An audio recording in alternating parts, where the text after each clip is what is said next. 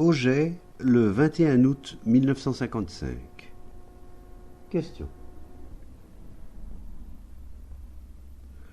La fonction de l'esprit est de penser.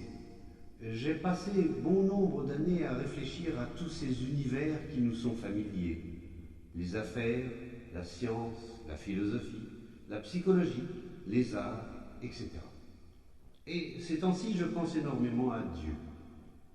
Les témoignages de nombreux mystiques et écrivains religieux m'ont convaincu de l'existence de Dieu, et je suis en mesure d'apporter ma part de réflexion sur ce sujet. Qu'y a-t-il de mal à cela ? Réfléchir sur Dieu ne nous aide-t-il pas à faire éclore la prise de conscience de Dieu ?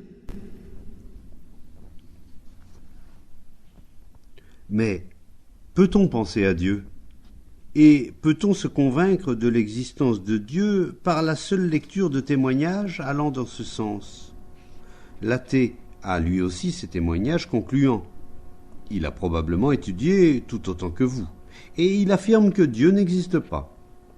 Vous croyez que Dieu existe, alors qu'il est convaincu du contraire. En fait, vous adhérez tous les deux à une croyance, vous consacrez tous les deux votre temps à penser à Dieu. Mais avant de penser à quelque chose que l'on ne connaît pas, il faut d'abord savoir ce qu'est la pensée, ne croyez-vous pas ? Comment vous est-il possible de penser à quelque chose dont vous ignorez tout ? Vous pouvez, certes, avoir lu la Bible, la Bhagavad Gita ou d'autres livres dans lesquels des spécialistes érudits ont habilement décrit ce qu'est Dieu, affirmant telle chose et réfutant telle autre. Mais tant que vous ne connaîtrez pas le processus de votre propre pensée, la notion que vous avez de Dieu risque d'être stupide et étroite. C'est généralement le cas. Vous pouvez rassembler beaucoup de témoignages en faveur de l'existence de Dieu et écrire à ce sujet des articles astucieusement tournés. Alors qu'assurément, la première question à se poser est celle-ci. Comment savoir si ce que vous pensez est vrai ?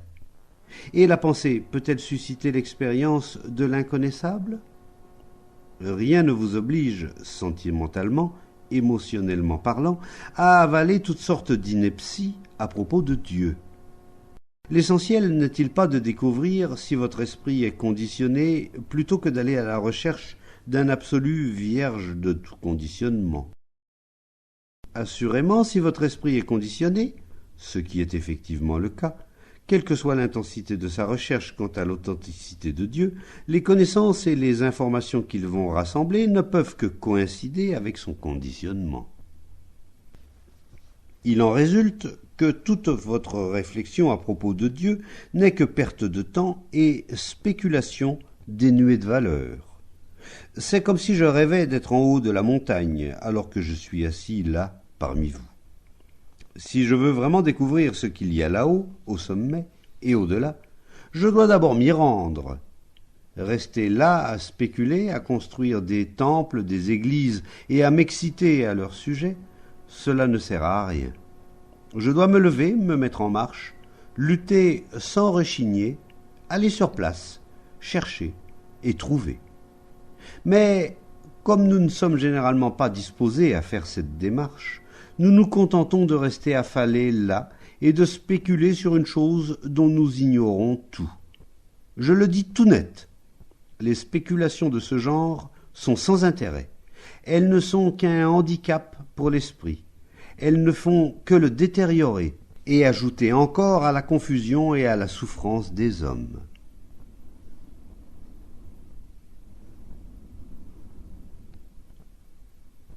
Dieu ne peut faire l'objet d'aucun discours, d'aucune description. Il ne peut être mis en mots car il doit à jamais demeurer inconnu. Dès que le processus de reconnaissance entre en jeu, on retombe dans le domaine de la mémoire. Disons par exemple que vous faites l'expérience fugitive de quelque chose d'extraordinaire. À ce moment précis, il n'y a pas de penseur disant « il faut que je m'en souvienne ». Il n'y a rien d'autre que le vécu de l'expérience. Mais dès que cet instant est révolu, le processus de reconnaissance se met en route. L'esprit dit « Je viens de vivre une expérience merveilleuse, comme j'aimerais la revivre ». C'est ainsi que commence le combat pour le toujours plus. L'instinct d'acquisition, la quête possessive d'un plus, se manifeste pour diverses raisons. Parce que cela nous procure du plaisir, du prestige, cela nous confère un savoir, une autorité, et autres absurdités du même ordre. L'esprit court après ce qu'il a déjà vécu. Or, cette expérience est déjà révolue, elle est morte, à jamais enfuie. Pour découvrir ce qui est, l'esprit doit mourir à tout ce qu'il a déjà connu, déjà vécu. Mais il s'agit là d'une chose que l'on ne peut ni cultiver jour après jour, ni engranger, ni accumuler, ni s'approprier pour pouvoir ensuite parler d'elle ou écrire sur elle. Une seule chose est en notre pouvoir: constater que l'esprit est conditionné, et grâce à la connaissance de soi, comprendre le processus de notre propre pensée. Je dois savoir qui je suis, pas tel que j'aimerais être dans l'idéal, mais tel que je suis dans les faits, que je sois quelqu'un de bien ou de moche, que je sois jaloux, envieux ou possessif. Mais il est extrêmement difficile de voir ce que l'on est sans vouloir y changer quelque chose, et ce désir même n'est qu'une autre facette du conditionnement. Nous passons ainsi d'une forme de conditionnement à une autre, sans que les expériences que nous vivons aillent jamais au-delà d'un champ étroitement limité. Question. Je vous écoute depuis de nombreuses années, et j'arrive assez bien à observer mes propres pensées et à être attentif à tout ce que je fais. Pourtant, jamais je n'ai atteint ces eaux profondes, ni connu cette transformation dont vous parlez.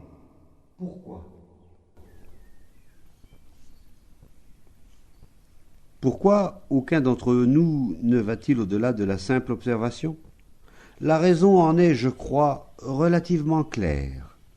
Il peut nous arriver d'être dans un état émotionnel où, en de rares instants, il nous soit donné d'entrevoir, dirons-nous, la clarté du ciel entre les nuages. Mais ce n'est pas à cela que je fais allusion. Ces expériences sont éphémères et sans grande importance. Notre interlocuteur voudrait savoir pourquoi, après tant d'années d'intenses observations, il n'a pas abordé les eaux les plus profondes. Pourquoi le faudrait-il ? Est-ce que vous comprenez ? Vous croyez qu'en observant attentivement vos propres pensées, vous serez récompensé. Si vous faites ceci, vous obtiendrez cela. En fait, vous n'observez pas du tout, car votre esprit s'intéresse avant tout à l'obtention de la récompense. Vous croyez qu'en observant avec vigilance, vous serez plus aimant, vous souffrirez moins, vous serez moins irritable, vous irez plus loin. Votre vigilance est une forme de marchandage, une monnaie d'échange qui vous permet d'acheter tel objet, ce qui signifie que votre démarche d'observation est un processus de choix délibéré. Ce n'est donc ni de l'observation, ni de l'attention véritable.